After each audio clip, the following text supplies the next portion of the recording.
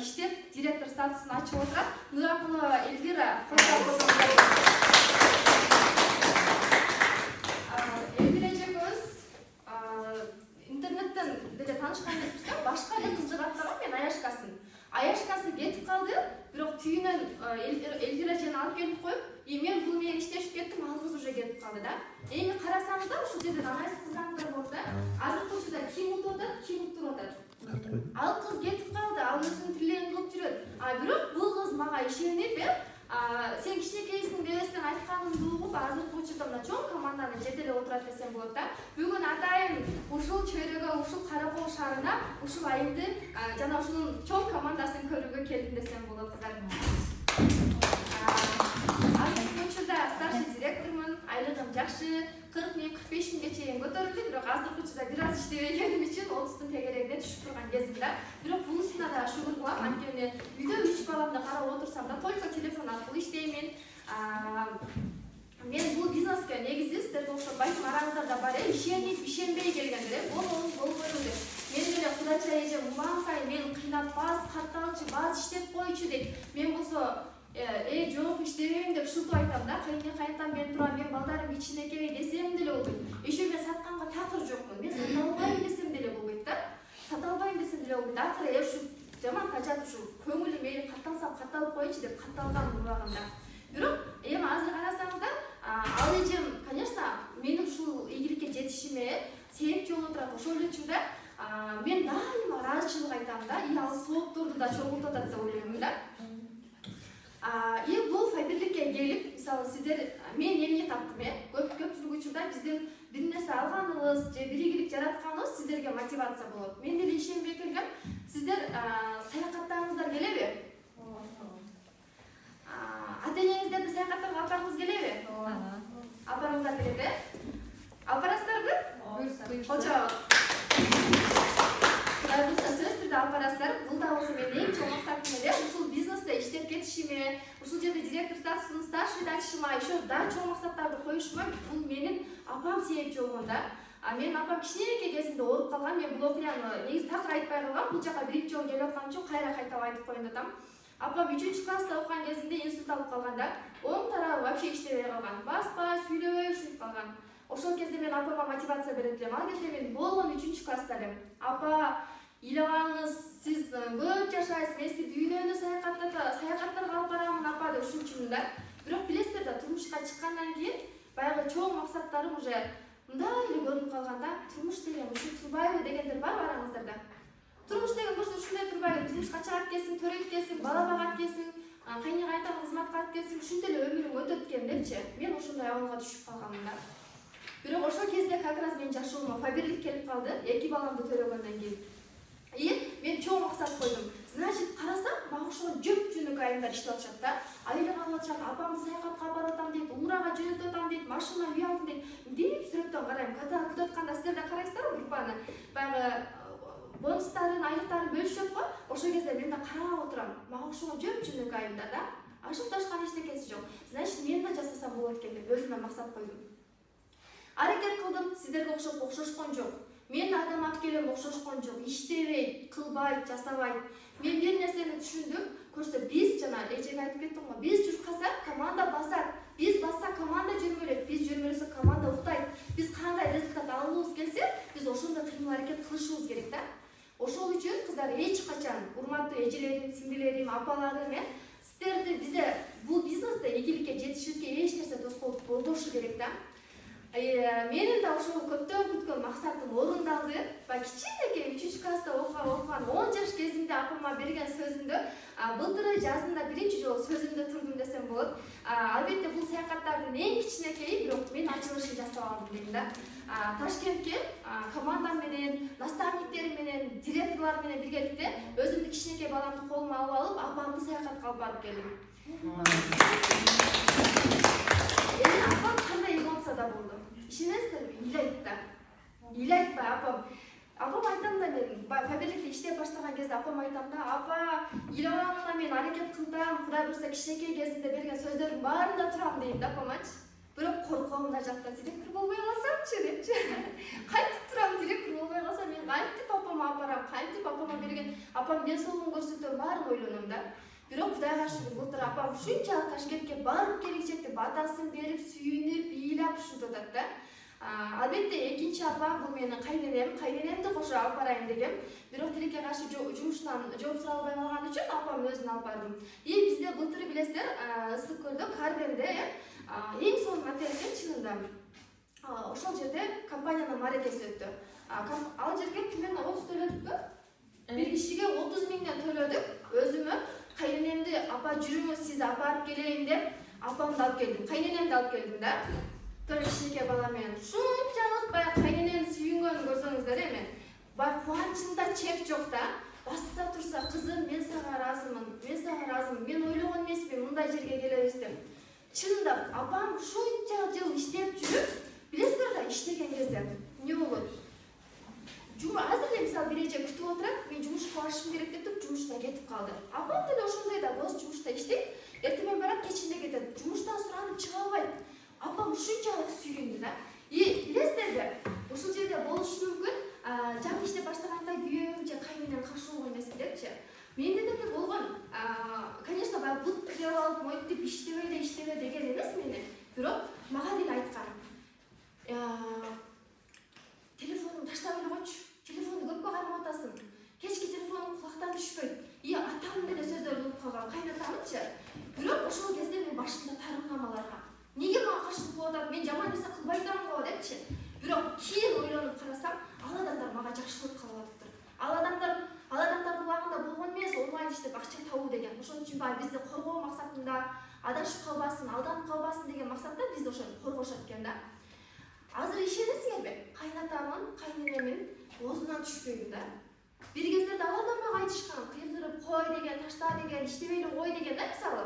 Бирок азыр Жаку молодец, Жаку үйүбүзгө диван алды да, залга мебель алды деп коноктор келсе да баарына мактап чыгат. Залыбызга сонун мебель алды да, жаңы өзү заказ берипчи. Тынбай мактайт. Дарья Батырхановага интервью берсем, аны өзү эле көрүп койбостон айылда чоң кайненеме баарына жөнөтүп чыгыптыр тууган уруктар. Менин келиним ушинтип иштеп атат. Көрдүңүздөрбү? Сиздер главный доказать эткиле. Азыр учурда каршылык тоскоолдуктар болот абы, токтогула. Аракет кыла бергиле, силер туугандарыңарга, жакындарыңарга доказать этишиңер керек да. Эң биринчи өзүңөргө, мен колумдан келет, мен жасай алам. Ошондо силердин ийгилигиңерди көрүп, алар өздөрү ишенип, өздөрү колдоп башташат. Мурунтары биз мындай бир жерге чыкканга, апамдан суранып, кыжаат болуп, тартынып чыксак, азыр ойлонбой туруп мына Караколго чейин келип калдым да, Кудай буйрса. 3 балам салып турабы, бир кездерде мен да үйүмө чыгышым даже кыйын болот эле да. Главный биз кыймыл аракетибиз менен доказать этишибиз керек. 3-чү баламды төрөп, мамлекеттен пособие алгандар бар бараңыздарда? Аласыз, башкаларыңыздар эмнеге албайсыздар? Бербейт бизге, бербейт. Фаберликтен аласызбы? Кожаңыздар. Азамат, сиз мынакей көрдүңүздөр, мен да 3-чү баламды фаберликте иштеп жүрүп төрөп, 1 жыл бою материнский бонус алдым. Мен төрөгөндө 3200 сомдон болчу да. Азыр болсо сомуп калды, 5000 сомдон болуп калды. Бул мүмкүнчүлүктү да колдонуш керек деп, Кудай буйрса дагы төрөйм деп койдум. Фаберлик берип аткан ар бир мүмкүнчүлүктү колдонуп калышыбыз керек, урматтуу элчелеримиздин билерим. Айта берсем өтө сөз көп. Сону чөйрө таптым фаберликке келип. Чөйрөңүздөр барбы? Катташкан адамдарыңыздар барбы? Мен кече эле мисалга айтып кетейин. Эгерде биз тоого аяшкалар менен барсак, туугандар менен барсак, эртең менен кечкече сүйүшкө сөз эмне болот? Ушак болот, күнөө болот, биз кече жакында, кече мисалы Бирландкелер менен 2 күн 3 күн мурун биз эмеге бардык. Буранага бардык Бишкектечи. Буранага барып келгичекти биз обучение алдык да. Үйрөндүк, пайдалуу бир оюндарды ойнодук, мамилебиз бекемделди, бир ушак болгон жок. Бирөөнүн кайненесин жамандап же бирөөнүн жамандап аткан уккан жокпуз. Только бири-бирибизге поддержка. Давай сен колуңан келет, давай жаңы статустарды ачабыз, мындай кылабыз. Барып келгичекти Бирландкеден толтура мисалы билимдерди алдык да. Көрдүңүздөрбү, биздин сону чөйрө бар, сону коллектив бар. Көрө албастык деген нерсе жок бизде. Ийгилик бар, саякат бар, материнский бонус бар дагы төрөйм дегендерге. Ошол учурда эң важный эмне дейинби? Мен үчүн эң чоң бакыт башка адамдардын ийгилигине себепчи болуп, бул мен үчүн чоң бакыт экен да. Мен ырахат алам. Кадимкидей башка үйдө мага окшоп налып, максаты жок, өчүп калган, ушундай жашоо деген үмүтү өчүп калган кыз келиндер бар го. Азыр көпчүлүк ошондой абалда депрессияда. Ошолорду давай сенин колуңан келет деп жасап, ошолорго жардам берип, жол көрсөтүп, үйрөтүп, ошол кыздар ийгиликке жетсе, бул мен үчүн чоң бакыт да. Кандай сонун бакыт турабыз деп бирөөнүн жашоосун өзгөртүшүнө себепчи боласыздар. Бир кездерде азыр мисалы сиздер бирөөгө жалгырагансып, сунуш айткандай болуп аткан болушуңуздар мүмкүн, бирөөгө сунуш айтканда көнбөй атса, бирдеке болса, бирок бир учур келет, ошол адамдарга сиздерге ыраазычылык менен кайрылат. Мен сага ыраазымын дейт. Ошол кезде жакшы да таштабаганыма, жакшы да иштеп койгонума дейсиздер. Ошон үчүн азыр эмне кылабыз? Иштейбиз, токтобойбуз, алдыга умтулабыз, чоң максаттарды коебуз. Кудай буйрса, баардыгыңыздардын ипи ачып, сонун ийгиликтерди жаратып, саякаттарга барышыңыздарды мен каалаймын. Фаберликтен азыркы учурда сонун айлыктарды алып атам, бонусун да алдым. Турция саякатынын жеңүүчүсүмүн, Кудай буйрса, наставник тарабынан. Айта берсең, ийгилигим ушунчалык көп. Башында биз бул нерселерге ушунчалык эмоционально вау деп кабыл алсак, азыр биз үчүн барган сайын уже мындай спокойно кабыл алып калат экенсиң. Мен татыктуумун. Мен иштеп атам, мен татыктуумун, мен саякатка татыктуумун, мен жакшы акчага, жакшы жашоого татыктуумун. Кабыл алып калат экенсиң өзүңө дагычы. Ошон үчүн сиздер дагы жетиңиздер, биз жеткен ийгиликтерге, саякаттарга, эртерээк ип ачыңыздар, ошол чоң сахнага чыгып, сиздер дагы директордор куттуктап калып, бонустарыңыздарды алган насип болсун баарыңыздарга.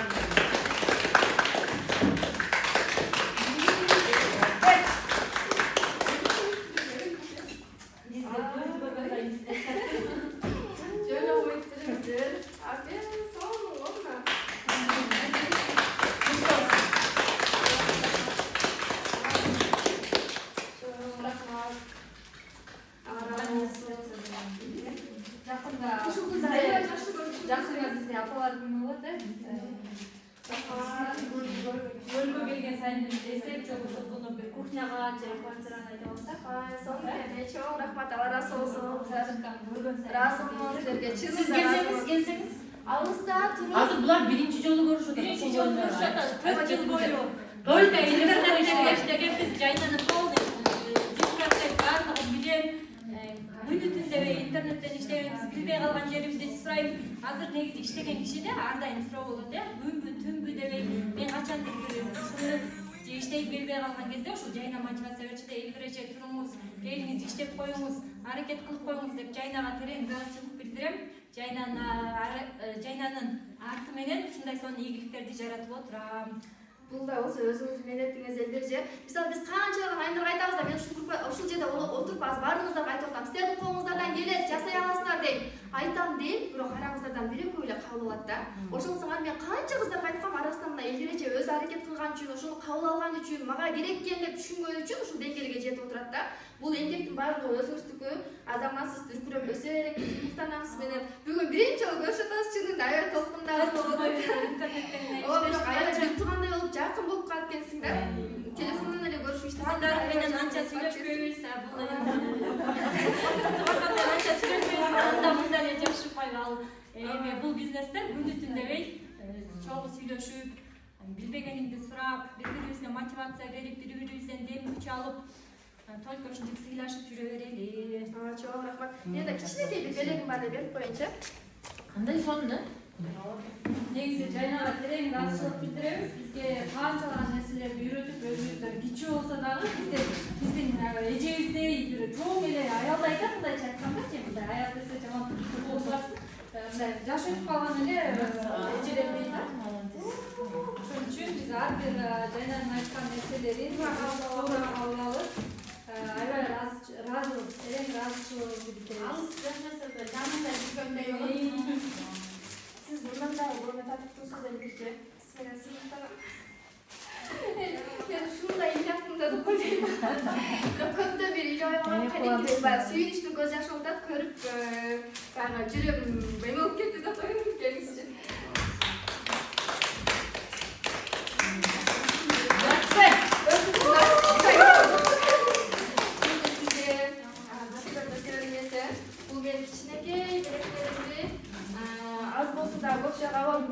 Эгер алдын ала дайындап келгенде дагы сонун берекет алып келмекмин. Кече түнү чыккан үчүн ушундай болуп калды. Тақшылықтарға қолданып қойыңыз сізге. Бір-бірімізге саяхаттарды берген, бір-бірімізге бриллианттарды берген, бір-бірімізге соның бір машина подарка алды. машинаны беріп тұрған насип қылсын. Бұл бизнесте мен ишенемін да нәрсегечи. Қандай соның ушул инсандар бар болған үшін мен командам дагы өсіп атат да. Bir кездерде мен сүйлөп, Аллах Таалам өзүмдү берди. Бекер боздуп сөз чыгат, бекер эле. Мен ушул нерсени ушакка кетирбей, командама вложение кылып, үйрөтүп, айтып, сүйлөп, менетин кетирдим. Зато рахатын көрдүм да. Ошон үчүн азыр иштеңиздер, аракет кылыңыздар, баары сагын болот. Бул менин дагы бир күчтүү лидерим Кенжебаева Алтынай. Бул эжем мурда көргөн Бишкекке барган. Ошон үчүн жолугуп калганбыз 2-3 жолу, Алтынай эжем. Өтө муктайым. Мен иштегенден баштап, ошол кезден баштап биз менен чогуу да бир туугандай болуп калдык. Дайыма ортодо талашканыбыз, үлгүлүү айым, мектепте дагы иштейт. Ошол учурда бул жакта да чоң команданы куруп, чоң команданы жетелеп кетип аткан учурда, азыркы учурда Кудай буйрса кийинкиде сизди директор болду деп атайын куттуктап Караколго келип калайын да. Экинчи серіктер сиз болуңуз эже. Буйрса.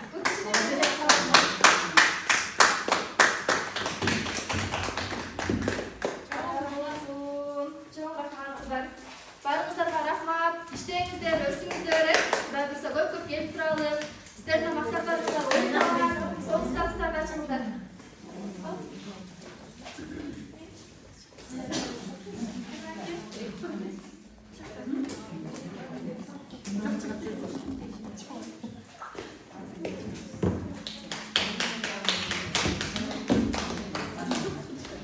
Саламатсыздарбы? Biraz geçirek kimler oturadi bilmayman. Biraz qamchiq olsa demadi. Men hozir o'tirib, siz qo'lingizda o'tirasiz. Shunday elе qarab oldi, men уже Kutirgan yaxshi ko'rgan emasman. A tak 5-chi yil, 6-chi yil keldim. Bir kelgende kursdan qo'shar kelgan, kecha 5-chi qavatdan ko'rib, вообще shaharda ko'rib, so'ngni ko'rib degan. Aybay жақында qol. Qaraqol degi sizlarga adlet aytib o'tmadim. Qirg'izistonda 4-chi o'rinda turadi, xalqning soni bo'yicha. Qaraqolda yashaganlar bormi? Mumkin sirtdan kelganlar bormi? Qaraqolda yashaganlar kimlar yashaydi? Ikkalab. Qolgan chetdan keldi. Sizlar daqa. Chetdan kelganlar bor? Qizilsuv. Jarimi chetdan kelgan, Qizilsuv. Jarim Qaraqol. Жетеуіңізді қарап отыр, қарап болдық қой, 80 мың бойы тұрып, 80 десем, 85 мың қалқына. Жалауатты 100 мың десе де, жалауатты жетейінде қалдық қалқына. Бізден бұл туристер деген, қанша адам бұл жақта турист қатар келіп кетеді, қанша адам Қырғызстандық елі туристер келіп кетіп жатыр. Келіп кетіп жатыр, жолды ұрсқанда бәлкім 100 мың бар. Негізінен соның базарда отырастыр өзі, бірақ не кетіп? Қанша директор бар, Қарақолда шыған. Кімдер Қарақолда бар директор? Директор Қызылсудан. Сіз Қызылдан. Жоқ келмейді, сіз Қарақолда. Жетеуіз. Жетеуізден келген директорлар отырады? Жетеуізден келген Қызылдан. Қарақолда директор отырады, Қарақолда директор жоқ, таңдаушылар. Соны базарда отырасыздар, неге отырасыздар, мен түсінбей тұрмын. Біз кеше әдеттермен сөйлесіп, видеолермен Нұрзат, Эльза отырып, келгенімді алайын. Арайда келеміз, сөйтіп кешеді іштеп, көшеде адамдармен танысып, команда отырмыз. Емесі Қарақолдаға отырады екен, өздері отырады. Ошоға біз келісіп bitпейді, біз келгенше адамдар қыстан қалады. Кеше жана сабақта Денис поток ойнадық, бізде бетер ойнашты. Денис поток деген ойын ойнағанда болып тұрып қойыз. Сонда келісіп. Кеше ойнағанда, бүгін ойнағанда. Денис поток. Ошол жерде сүйлөп қалдық, сүйлесіп, біз іштейсіздер керекше, қаттай іздеп қалдық. Көріп, үйде отырмайды, біз көшеге шығалып, мына жылын соның ауа, мына қолданып, команда болсаңдар. Негізінен сіздерде потенциал жоқта, бұл базарда бұл Қарақол жарында жоқ дегенде бір 30-40 директор өсіп салады. Жалауатта бір 40-тан 50-ге шейін директор бар да. Сіздер почти Жалауатта жетіп қалдыңыздар.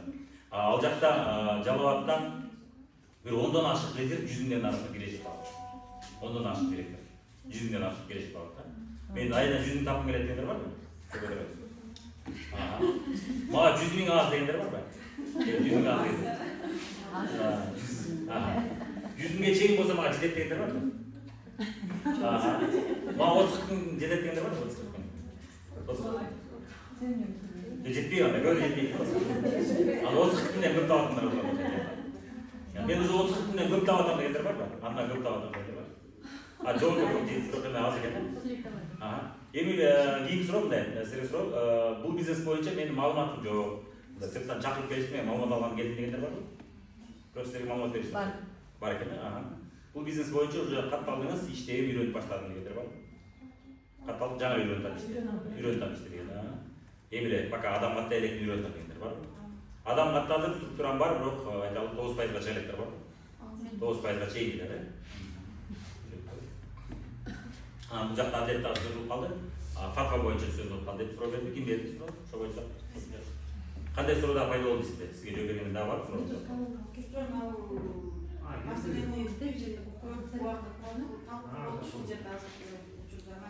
Ал боюнча сөз болду.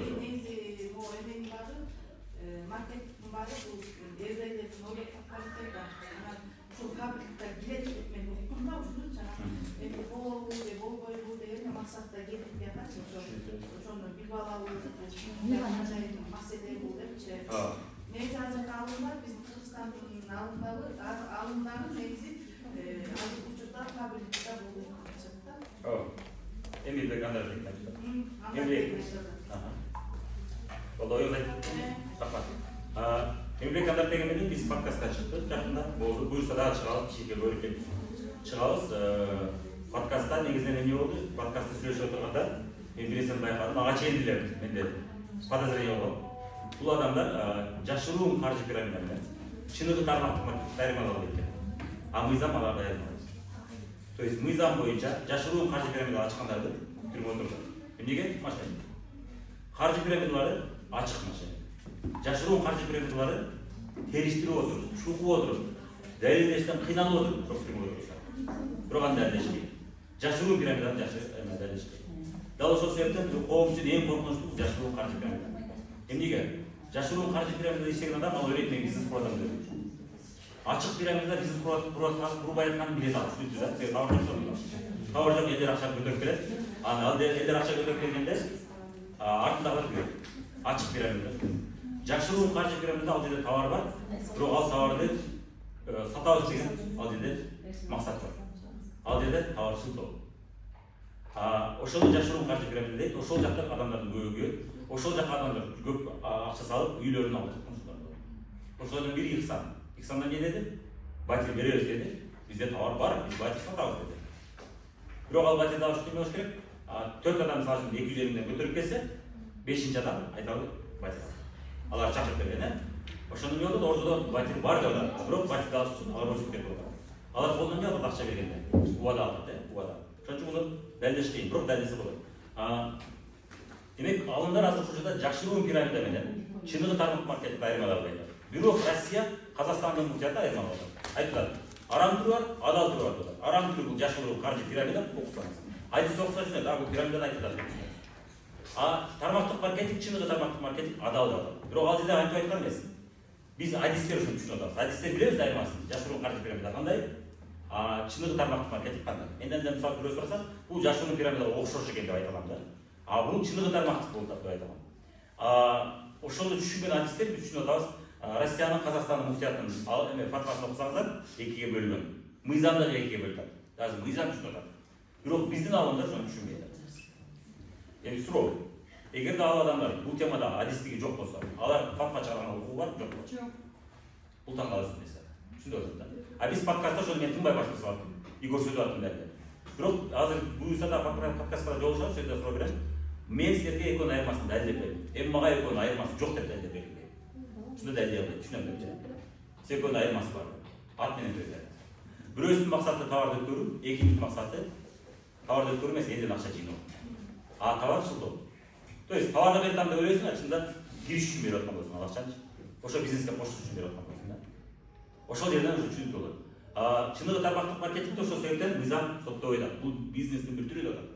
Мыктыбай Арстанбек дагы ошону айткан. Эки түрү бар деп айткан. Адал түрү бар, арам түрү бар. Биздин муфтиятталарда адис жок деп айткан. Шамил Элдин айтат, муну арам дегендер бул теманы түшүнбөйт деп айткан. Мен айткандай айтып көрдүңүздөр, мен дагы адис катары далилдеп берип атам. Силер айырмасын билбейт экенсиңер деп. Ар бир спорт ушундай атат. Чубак Жарматов менен сүйлөшкөндө анын катасын көрсөтүп бергенде, эмне деди ал? Чай ичип жолугушкан зат айтып маселе. Сиздин ушул арам деген сөзүңүз бар. Ошол боюнча суроом бар деп түшүндүрдүк. Түшүндүргөндөн суроону бердик. Бергенден эмне деди ал? Бергенден ал айтты, силер ошону адистеп талашыш керек. Ошондо чындык жагылат деп. Биздин ислам экономикасы азыр жашырып ала дашы мүмкүн деп. Сен катасын көрсөтүп берди. Катасын көрсөтпеген албетте арадан биз өтүп кеттик тилекке каршы. Бирок катасын көрсөтпегенден ал жок мен туура дей албады. Талашкан биз менен деп. Сен бир жол талашпагыла, көп жол талашка деп. Эми мен көп жол барып талашсам, азыр Эмилбек андер деген жана Абубакир мырза ачылышты. То есть алар талашка даяр болду. Буга чейин мен Муфтиятка көп жол барып эч ким талашка даяр болбойт. Бардыгы бизди туура деп көрөт. Эмнеге ошондой болду? Эмнеге алар бизди туура деп атат? Себеби алар биз билебиз деп ойлоп. Анан далилдерин көрсөткөндө уже талашканга даяр болду. Чоğa жарматыкта ошол даяр болду. Биз чоğa жарматыкка айткыча, мен үйрөтпөгүлө дедик. Биз айттык, биз үйрөтпөйбүз, бирок сурообуз бар дедик. Суроону бергенде эмне деди ал? Талашка деди. Ага чейин мен үйрөтпөйлү дедим. И бул тема уже жабылган деди. Эмнеге айтты? Бул тема жабылган, буга чекип койгон деди. Анда менин суроо бар дедим. Жабылган болсо. Суроо бергенде эмне деди? Талашка деди. Эмнеге мындай болду? Биринчи мен билем деп ойлогом. Көрсө билбейт деп түшүндүм.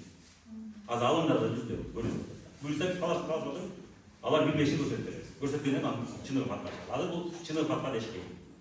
Эмнеге дегенде жада калса айтпайсызбы? Мыйзам айрым болуп атат. Мен мыйзам чалып жокпу алдым. Мыйзам машайник дейби? Же мыйзам машайник дагы таза кылып жатат. Мыйзамда зыян келтиришип калбайт. Негизги посыл жерде эмне болот? Адамдар күйүп калат деген жалпы. Адамдар кайсы үчүн да деген машайник болсо дейт. Адамдар күйүп калбаса, сүткорлук жок болсо кайдан арам болот? Сүткорлук жок болот. Сүткорлук жок экенин көрсөтөбүз. Ал жерде 9 пункт бар. 9 пункттун бардыгында каталат. Эгер кээ бир пункттарын алсаңыз, анда жөнөкөй бизнестен арам деш керек. Анда базарда сатылган арам деш керек. То есть алардын пунктун окусаңыз ушундай. То есть ушул нерсе тамак маркетинде бар дейт, ал базарда да бар. И кафеде да бар. То есть ал сөзүнө таянсак, чоğa жарматык сөзүнө таянсак, анда кафеде карап болуш керек. Кайсы бизнесте, кайсы ишкан адамдар жакшы көрсө, жакшы көрүп бирбирине мактайт го. Мына бул кафенин тамагы тонду экен дейт да. Анан барып жейбиз. Жегенде эмне болот? Бизге реклама жасалат. Андан кийин айталы Айгүл жеди, же Айгүлгө реклама жасагандан кийин Айгүл өзүнүн таныштыгын жазып жатты. Жазып келип жеди. Эмне болду? Ким реклама кылды анын кафесине? Кафенин ээси реклама кылдыбы же адамдар реклама кылды? Адамдар реклама кылды. Бир-бирин чакырып кел, ситөбө болчу. Кел могу тамак жеп кел, сонун экен деп. Күн досум экөөбүз барып чай ичебиз, мага жак дейт. Реклама кылды. Кафенин ээси реклама кылбайт атам. Адамдар реклама кылды. Ушул сетевой маркетинг. Сетевой маркетинг деген ушул. Адамдар бир-бирине реклама кылат. Адамдар каптагайла болсо, мисалы зарплатка чыкпайсың деп атат да, бизде мисалы мен каптагайла мындай иштесе болот. Анан сен зарплатка чыкпайсың дейт да. Анан ошол каптаган адамдардан Сизге суроо, болду түшүндүм. Сизге суроо. Сизге суроо. Менин кафем бар, кафеме келип тамактанасың. Сен кимди кардарасың? Меники сиңер? Мен кафеме келип тамактанасың, кимди кардарасың? Меники? Мага катталып атасың. Өзүң делегет каттатасың, мен сени кардардым. Ал кафе десип бизге бекер тамак бербейт да биз акча. Бизге бекер бербейт. Бизге да бекер бербейт. Бирок, эгерде сиз кардар эсептедиңиз менин кафеме, мен азырча эч тыйын бербейт. Акча ким берип жатат? Сиздин рекламаңыздан. Мен мага түшөт кафенеси. Сиз бекер иштеп атасыз. Бул эмне? Сүткорлук. Эгер сүткорлукка таянсак, дальше сиз дагы эсип келдиңиз, сиздин досуңуз эсип келди. Акча кимге түштү? Дагы мага түштү. Эми тамактык маркетинг айтып атат. Булар бекер иштеп атты, ушулардын менетине бир нерсе бербейли деп атат. Айтып атат, мен өзүм чөнтөгө сала бербей, бөлүшөйүн рекламасына деп атат. Менетине жараша деп атат. Ошондо менет бирөө менет кылып туруп, ошонун чөнтөгүнө салып алса, бул адал экен. Тамак маркетинг эси жок, адамдар реклама кылат экен. Мен блогерге бербейм, же блогер жооп бербейт. Ал суроого жооп бербейт, ал өзү жебейт, жебеген санкциясын мактайт. Мен могу жеген өзү жактырган кардага мен арзандатып берейин десе, Муфтият менен арам болот. Жет чоğa жарамат. Шуну көрсөтпөйт деп задача. Шудан что анда кафенде арам деймиз. Кафе тем более арам. Неге? Ал жерде насып коюшулуп калат. Неге? Кафенин ээси менен турбай пайда болот. Ал может үйүнө жатканда, бирок кардарда реклама кылып атат. Кимге каттап берди аны кардарды? Кафенин ээси каттап берди. Мына сиздин кардарыңыз. Тармактык маркетинг эмнеге каттагыла деп атат? 10 адам келди, бир-бирин чакырып келип, биз канча беребиз дейм кардар экен. Канча беребиз? Биринчи кафеде өзүнө салдап, ал каттагыш кереги жок. Бардыгы өзүнө чөтөт. Жок? Экинчи кафеде ал билиш керек да, могу ким чечип келди? Атыңыз эмне? Айда кардар алып келип, ушуга мен арзандатып берейин десе, катташ керек па, кантип жаттан каласың? Сен бардыгы өзүгө атталбайт да бул жерде. Кардарлар менетине жараша берейин деп атасыз. Анан ким дедиңиз? Айда мисалы айда ким сиз атасыз? Айнураны чакырып келди. Айнурага бир адам чакырып келди. Айнуранын кардары, айданын кардары кантип билебиз биз каттап алсак? Мисалы канча бир процент скидка кардага ошондо тамакты түшүрүп берип атасыз, айтып. Кабелет эгерде сиз 1000 сомдук соода алсаңыз 20% скидка алып берет. Бирок 1000 сомдук өзүңүз албасаңыз эмне кыласыз? Реклама кыласыз бирөөгө. Туурабы? Сиз өзүңүз 5 сомдук алдыңыз, бирөөгө 5 сомдук айттыңыз. Ал мага да кошо заказ берип койду деди. Заказ берип койдум, сизге 20% скидка. Бул маселени такташ керек да, адам азыр отуруп алып келип бул эмне арам адал деп өзүнчө таңдап алып атат деп ойлошу мүмкүн. Мен таңдап алып айтам. Негизи арам нерседе береке болбойт да. Кандай иштесең да тутулсаң да анан негизи иштер нерсе. Түшүнгөн үчүн мен чукуп атам бул маселе. Адамдарга бул маанилүү болгон үчүн чукуп атам. Жөн эле бекеттиктен чукуп аткан жокмун да. Мен шариятка кирген жокмун. Ошон үчүн мен такылам. Мен алардын бизнес боюнча ой жүргүзүүсүнө киришип атам. Мен бизнес боюнча адисмин. Агылым бизнес боюнча адиспи. Маркетинг боюнча адисмин. Мен рекламаны түшүнөм. Алым рекламаны түшүнөбү? Мен экономиканы түшүнөм. Алым экономиканы түшүнөбү? Алымдын маселеси башка да. Алымдар башкача, асет башкача. Ошо мен бизнес боюнча катасын көрсөтүп атам. Мен акым барбы ошого? Сиз айтып аткан нерсе бизнесте бар деп айтканга акым барбы? Мен жашаган үчүн алымдар сөзүн угушубуз керек да. Адам адашат мен оозумду жумап отуруп керек. Факторлар кичине баш ийсекпи деп анан баягы Макул, сиз баш ийиңиз анда. Мен баш ийбейм, сен мен чындык билем. А мен сизге чындыкты айтып атам. Мен алым динди туура эмес деп аткан деген жокмун. Мен экономика, бизнес, менеджмент, маркетинг темасын билбей айтып атам. Ошон үчүн адашып атат айтып атам. Жок, мен бияка келген максатым баягы элдин акчасын иштетип коюп өзү башына отуруп алып акчаларды алып баягы зарплата мисалы 80 миңге чыгып ийди, 100 миң алып атабыз деп атасаң, Сиз анда болуп түшүндүм. Толук кыскара айтсам болот. Биздин убактыбызда. Сиздин сурооңузга мен кечке кыскара айтсам болот. Түшүндүм. Анда сиз эч качан жетекчи болбоңуз. Командаңыз болот. Ошол ишегиңизге акча жок. Жетекчи болбоңуз эч качан. Жетекчилерди чыгарыңыз. Шора компаниянын ээси арам тамак жеп атат. Неге 200 аял бочкада отуруп алып акча сатып атат? Ошодон пайда түшүп атат. Ушуну адамдар түшүнбөйт.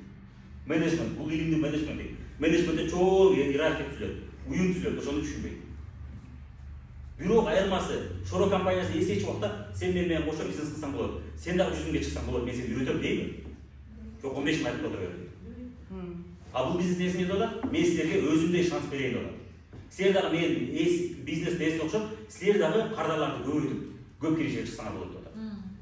То есть Шора несин айтып атат, мисалы элестетип, силер дагы мен мага окшоп, Шора несине окшоп, мен силерге шарт түзүп берейин, силер дагы кардарларды көбөйтүп, кардарлардын соодасынан акча көрсөңөр болот. А бирок чынында эмне деп атат? Жок, мен сага айлык эле берем деп атат. Түшүндүңүзбү айырмасын? Же болбосо айталы, банк бул мисалы жок эмедеби? Соода компаниясы. Бутылкада сатат да соода. Ошол жерде соода агенттери павильондорду кырып иштейт. Аларга процент төлөнөт. Бирок соода агенттер бар, заказ алат да, анан суда алып келип берет машина. Бирок алардын үстүндө супервайзер деген бар, ал текшерет. Кандай иштеп атасың, заказ атасыңбы, точкаларды кырып атасыңбы же базардын жарына барбай отуруп атасың, ошону текшерет да. Эгер ал начар иштесе, супервайзердин киришеси азаябы? Үстүндөгү киришеси.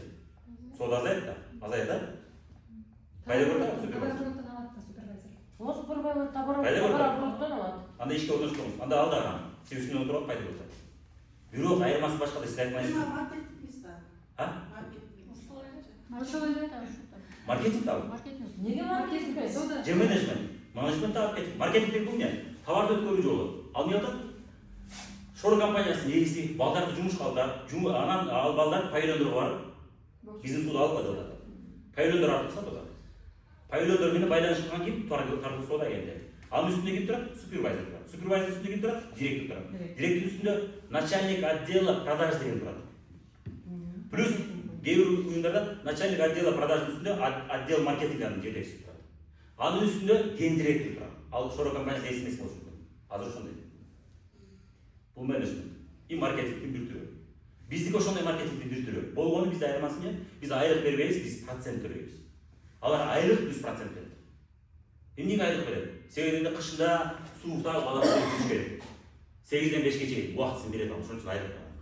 А бизде каалаган убакта иштейт. Эмнеге айлык берет ал? Кааласа иштебейт, кааласа иштейт. Эмнеге айлык берет ал? Өзүнүн эси. Бул бизнес да, бизге бизнес ошон үчүн. Түшүндүңүз э? Ошон үчүн биздики жалаң процент, алардын айлык плюс процент болот. Атак биздикине окшош. Болгон алар өздөрү мен супервайзер болгум келди, же директор болгум келди деп чече албайт өздөрү. Аны ким чечет? Жогорудан чечет. Айырмасы ушунда. А бизде сиз өзүңүз чечесиз. Кааласаңыз сиз ошондо уюм курасыз. Жана директор деп болчу. Шорадагы директор болдуңуз, өзүңүз чечтиңиз. Мен директор болом, кардарларды көбөйтөм, соодан көбөйтөм, анан пайда түшөт дедиңиз.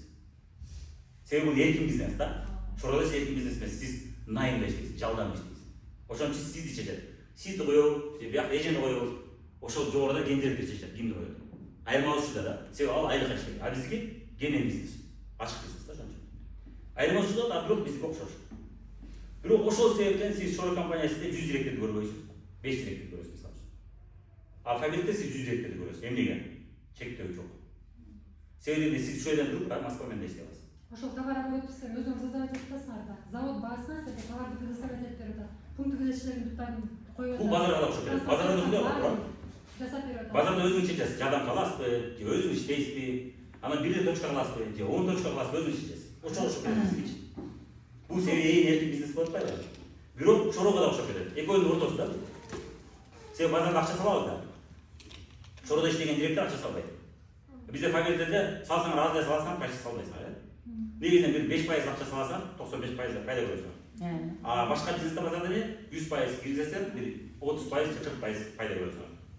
Кирген акчаңардан, анан ошондо 1 жылда чыгат акчаңар, 2 жылда чыгат.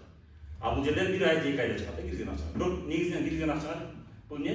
Потребление. Бул өзүңөр колдонгон продукция да. Бул тема өтө чоң тема. Бирок чу азыр эме мыкты көрсөтүп айткан эмне деп атат? Муну арам дегендер илимин адистиги жетишпейт деп айтат. Ошон үчүн арам бизнес качпагыла деп. Бул бизнестин бир түрү да.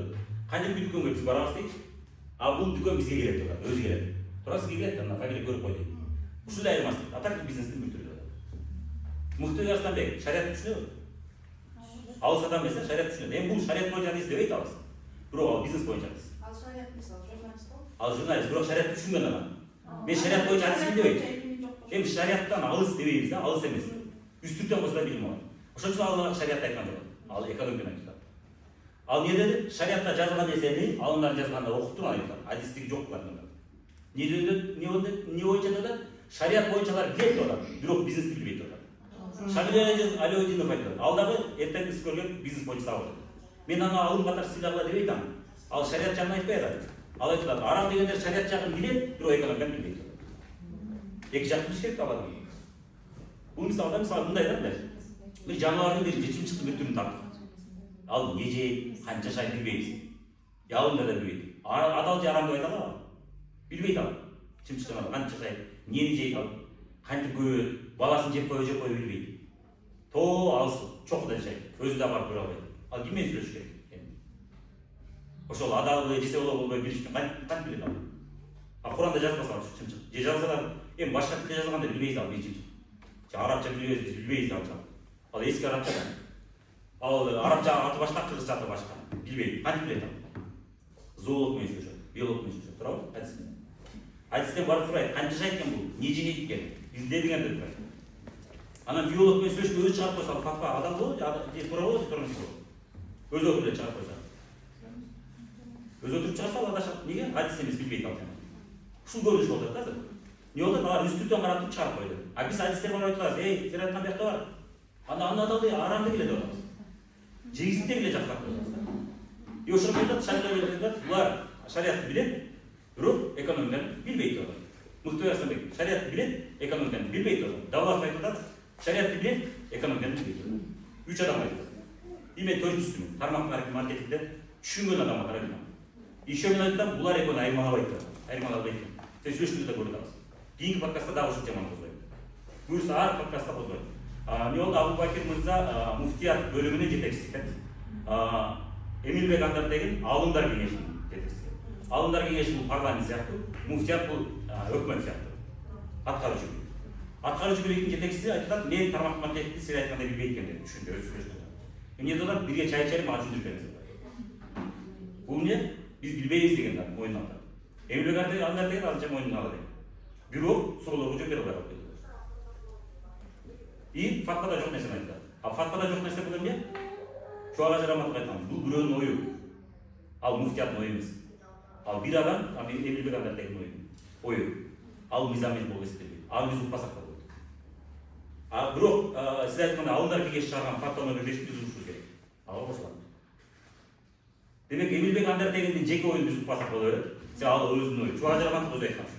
Менин оюм бул. Эгер мен айтсам, бул менин оюм. Алымдар кеңеши чыгарсак, бул общий баардык мусулмандардын ою. А бирок эмне болот? Подкастта ал өзүн айтып атат, өзүнүн оюн айтып атат. А мен фатваны козгоп атам. Мен фатваны козгосом, ал өзүнүн оюн айтып атат. Фатваны айтпайт. Неге деп фатва жооп бере албай атат? Ушул көрүнүш болду. А мен айтам, өзү айтам. Фатвада жок нерсени айтып тастайм. Бериңиз фатвага кайрылып атам да. Потому что мен сиз оюңуз менен талашым керек. Мен фатва менен талашым керек. Ал бесполезно ал ой менен талашсакчы. Сен мойнуна алганда мен эмне кирип талаш. Ошо маселе, демек мен айта турган актуу сөзүмөн азыр учурдагы фатваны толтура каталап бар. Мен бул боюнча Инстаграмда видеолор чыгарам. 3 мүнөт, 2 мүнөт эгер сиз жооп издесеңиз көрөңүз. Биринчи пункттан баштайлар ката баштады. Экинчи пунктта ката бар. Кээ бир пункттарда айтат, ушул тармактын маркетингде бар деп айткан, а мен жок деп көрсөтүп бергем. Кээ бир пункттарда айткан, силер айткан нерсе анда базарда да бар. Базарда кошо арам деп айткан. Вот ушундай пункттар бар. Ал бир пункттардын бирөөсүнөн болот, мындай дейт. Эгерде адам келгенде ал менен кызмат менен алыш үчүн кандайдыр бир соода көлөмү бар болсо, соода көлөмү жасаш керек болсо, анда бул арам. Неге акысын көрсөтөт? Эмелесиз, Шора компаниясына сиз ишке келдиңиз, соода кылбай атасыз. Талап жок сизге. Сизге айлык төлөйт компания. И төлөш керек да. Чаган чыгарышалар бар, реклама чыгарышалар, транспорт чыгарышасы бар, анын өндүрүшүнө чыгарышы бар, ал актабайт. Сизге айлык төлөйт компания. Соода көлөмүн жасабасаңыз. Бул мындай нерсе да. Эгерде повар тамак жасабалса, ага айлык төлөсө, бул кысым калган болот. Айтыш үчүн айтабы? Түшүнгөн адам. Соода көлөмүн бекиткен, ошо соода көлөмүн бекитпесе, ал менен кызматташы токтотулат дейт. Бирок фабрикада эме жок, эреже жок. Бирок алар бар деп айтат. Макул бар дейли болду. Мен укпап мындай дедим. Бар дейли болду. Анда ушул туурабы сиз айткан деп айттым. Ушу повар өз ишин жасай албаса, ага айлык төлөгүлө деген туурабы? Өз ишин жасагысы келбесе. Стоматолог чиш жасабаса, ага айлык төлөбөзгө туурабы? Себеби кысым көрсөтүп атасың. Ушундай пункт бар. Кантип ошол пунктка биз баш ийебиз. Алдындар кеңеш чыгартты демейди деп баш ийебиз бага. Эми ошо катаны көрсөтүп атам. Эмнеге акын жок мен көрсөтөм. Көрдүңүздөр, бул какой-то заказга да окшоп кетет. Балким заказ билбейм. Эптеп тармактык маркетингден адамдар күйүп атат, күйүп атканда кошулам, күйүп аткан компания бар. Эптеп муну арамга чыгарып келди. Дегенге да окшош экен. Билбейм мен аны, чындыгын билбейм. Бирок ошо окшоп кетти да. Жана пункттар жок жерден чыгарылгандай да. Сен кайдан көрдүңөр десең жооп берет. Кайсы компанияда бар ушул? Мен бизде бар ушул. Айына 100 000 соода кылбасаң, болду сен компания өчүп алат дейм бар. Жок да мындай. Кызматташы токтотулат деп айтып атат. Киреше түшпөй калат деп айтат. А бирок баардык бизнесте десе да, соода жок, киреше жок. Баардык бизнесте бар. Андай десе го, анда вообще кызмат кандай. Кызматташы токтотулат деп атат. А бирок мен видеода айткам, ооба, бизде бир жылда бир жолу соода кылбаса да, кардан өчүрүлөт. Бирок ал соода көлөмү эмес да, өзүң үчүн алып атат, Сен 1000 сомдук соода бирөөгө сатып берет. Bir жылда бер. Бирок bir жылда бир эмнеге өчүрөт атам? Демек сен менен иштешпейт адам. Сен жөн бирөө сени каттады, бирок иштешпейт. Эми башка бирөө мүмкүнчүлүк берет деп атам. Башка бирөө сени каттап өзү иштесин деп атам. Ал жерде сен соода кылбадың, сен иштебедиң деп айтат атам, Сен менен бирөө иштебейт атат. Демек ал жөн эле калып кетет ал кардар, а кимдир бирөөгө шанс берет. Иштеген адам ушуну алып иштесин деп атат. Бул жерде укугун чектөө болбойт, тескери жагга плюс берет атат. Сен калып кетсең каралбай, сен менен ишим иштеп берет. Ке караган бирөө адамга берет деп өчүрөт. Ал кардарга шанс берет. Иштеген адамга шанс берет. А иштеген адам эмне болот? Сен иштеп жатсаң, демек сага кереги жок экен. Ошондой. А так мондай соода көлөмүн жасабадың, иштетүүнү токтотот деген андай шарты жок болот да. Ошон пункттар ал жердечи спорный пункттар көп да. Кээ бир муну кайдан алды деп карасаң, жашыруун пирамидадан алган. И 80% жашыруун пирамида. Тармактык маркетинг жөнүндө эмес. Биз анда кийинки маселеге келип, биз убактыбыз көп кетип калчу. И араңызда мындай иштеп атасыздар. Иштеп атканда кандай кыйынчылыктар жаралат келиңиздер ушуну билишкенсиздер. Кимде кандай тоскоолдор, кандай кыйынчылыктар болот? Анан кече биз түптө сонун салып өттүк, ошону көрөсүздөр. Азыр биз өтсөк убактыбыз калбай калат. Актив болуу. Актив болуу адамдар да. Бул боюнча менин каналымда сонун видео бар. Актив болуу жөнүндө эмес, дегеле ошол маселе. Бир көрүп коюңуздар. Сиз басып өткөн эме 100 000ге карай жол деген бар. Биринчи видеосу бар. Жаңылар сиздин сурооңуз керек. Анан экинчи видеосу бар. Негизи актив кыла албаган эмнеден болот? Сиздерден сурайын биринчи. Анан кийин мен толуктап берейин. Эмнеге адамдар актив кыла албайт бул бизнесте? И кээ бирлер түшүнбөшүн да түшүндүрүп кетем. Актив болуу деген бул эмне? Кардарды чакырдык, мына катталсаң арзандатуулар, белектер бар дедик. Эми ал соода кылбайт. Демек эмне биз соода кыла албайт? Соода кыла албайт. Соода кыла албайт. Өзү жакшы сүрөп алат. Демек продукцияны жакшы билебизби же жакшы билбейбизби? Билим жок. Эмне кылабыз? Продукцияны билим көрсөтөбүз. Биринчиси. Дагы сода продукция боюнча жакшы билимди күчөттүк. Эми дагы эмнеге үйрөнүш керек болду? Правильно преподнести ошол Айтып беришти эмес, демек машык алабыз. Мисалы үчүн кир жуугуч порошок жөнүндө 3 жолу дубалга айтыңыз. Же терезени карап айтыңыз, же сууну карап айтыңыз, 3 жолу кайталап айтыңыз. Эң мыктысы бир видеону алыңыз YouTube'дан, продукция жөнүндө айтып берем. YouTube'да, TikTok'та боло берет, бизде фабрик десеңиздар көп айтып беришет да видео жөнүндө, продукция жөнүндө.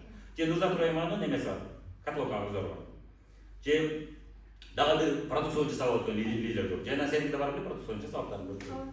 Мына жайна бирдин дагы продукция жасап аткан көрөсүз дагы. Любой бир минуттук продукция боюнча коесуз дагы, угасыз. Уккандай паузаны басасыз, кайра кайтып айтасыз. Экинчи жолу дагы басасыз, дагы кайтып айтасыз. Үчүнчү жолу дагы басасыз, кайра кайтып айтасыз. 3-4 жолу айткан сону айтып каласыз. Эми сиз ошол актив болуп аткан адамга карап туруп кайсы темада кызыгышы мүмкүн. Ошол темада айтып бересиз. Киндирүүгө кайсы тема кызык? Бетти караш. Киндирүүгө дагы кайсы тема кызык? Ден соолук. Киндирүүгө дагы? Арыкташ. Киндирүүгө? Буламой. Көрдүңүздөр биз базарга ошо түшүп жатабыз. Базардагы максаты эмне? Соода кылдыруу. Бизге акча соодадан түшөт экен. Мына актив албай акча түшпөйт. Мисалы мен сизди кардар катары каттадым. Эгерде сиз соода кылбасаңыз мага акча түшпөйт. Адам каттаган үчүн акча түшпөйт. Себеби сиз катталган акча көтөрүп алып келбейсиздер бизге. Катталыш бизде акысыз. Эми сиз өзүңүзгө тиш паста, идиш жуугуч каражат, кир жуугуч каражаттарды алсаңыз, менин менетиме сиз төлөбөйсүз, компания төлөйт. Сиздин чөйрөңүздөн кетпейт. Сиз башка дүкөндөн алсаңыз деле ошол акчаны бересиз. Болгону башка дүкөн сизге белек бербей атат, фабрик белек берет. 1,5 миң сомдук соода алдыңыз, сизге мисалы үчүн парфюмерия белек келди. 20% арзандады берди. Ошондо кызыгып катталдыңыз. Эми сиз соода кылбай атасыз, демек мен жакшы иштедимби же жакшы иштебедимби? Мен сизге айтып бере албайм. Мен жакшы иштебедим, менин мээнетиме жасайт, төлөйт көрдүңүзбү? Адам кана каттаган эмес. Базарга эле окшошпуз. Мыктыбек Арсланбек туура айтып турду. Бул дүкөндүн бир түрү бар. Бир дүкөнгө биз өзүбүз барабыз базарга жеткенге. Бул дүкөн сага өзү келет. Өзү келип сага айтып берет. Туура айтып турду, Мыктыбек Арсланбек. Биз ошо актив кылып атам деген адамга үйрөтөбүз. Мына сиз айтып үйрөнүңүз, жакшы айтсаңыз соода көп болот деп атабыз. Мүмкүн болсо бир 10-15 продукция жөнүндө жакшы айтып үйрөнүңүз. Мисалы үчүн айта бетти кароо боюнча 1-2 продукцияны айтып үйрөнүңүз. Идиш жуугуч боюнча 1-2 айтып үйрөнүңүз. Кир жуугуч порошок боюнча 1-2 айтып үйрөнүңүз. Чыгса бир 10 чакты 15 чакты продукцияны үйрөнүңүз. Андан кийин мындан кийин не кыласыз? Хобби система. Басып туруп жүрүп, үйүңүздө тамак кылып жүрүп, кулагыңызга саласыз дагы YouTube'дан продукция боюнча видео окуп коюп, угуп жүрө бересиз. Анан түшүнгөнүңүздү бирөөгө айтып беребиз. Продукция жөнүндө сону айтып койгондон кийин адамдар өзү эле соода кыла баштайт. Андан кийинки кадам реклама негиздери деген сабакты көрүп коебуз. Менин каналымда бар, реклама негиздери. Реклама көзөмөлдөрү. Андан кийин соода сабактары деген бар. Сатуу сабактары азыр. Сатуу сабактарын көрөбүз. Жалпы сатуу сабактары. Сатуу сабактары дегенде көтөрүп сатпайсыз, ооз-эки сатасыз. Мисалы адам эмнеге кызыгат? Кантип теманы баштайм? Азыр үйрөтөт. Теманы кантип баштайм? Келип эле сен фабрикчи уктайсыз да, суроо бересиз. Ошону үйрөтөт сабакта. Кантип суроо бересиз? Кантип теманы баштайсыз? Ушуну үйрөнүп алсаңыз болду, актив болмой эле болуп. Кечирип коюңуз, биз шашаттык элек. Сүйлөп коюп анан кете берсем болобу? Келиңиз. Давайте. Бизди негедир мен чакырып коюшту, директорду чакыралы менчи. Келиңиз, директор чакырып мен. Директорлор эмне болуп келип калдыңыз? Кандай ийгиликтериңиз болду сизде? Кандай өзгөрүштөр болду? Ушул айтыңыз. Жана камера сен карап кал. 1 саат болгондо акыры бирөөнүн сөзүн бүтүрүп койсоң. Үзөсүң. 1 саат өткөндө. Бирөөнүн сөзү бүткөндө.